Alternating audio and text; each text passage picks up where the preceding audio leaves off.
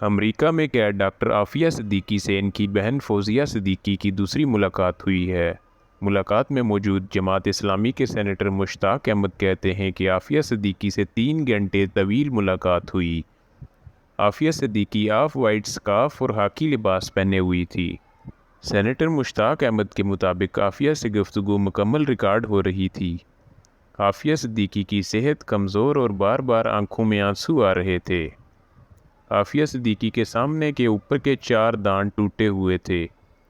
انہوں نے بتایا کہ عافیہ صدیقی بار بار کہہ رہی تھی مجھے اس جہنم سے نکالو۔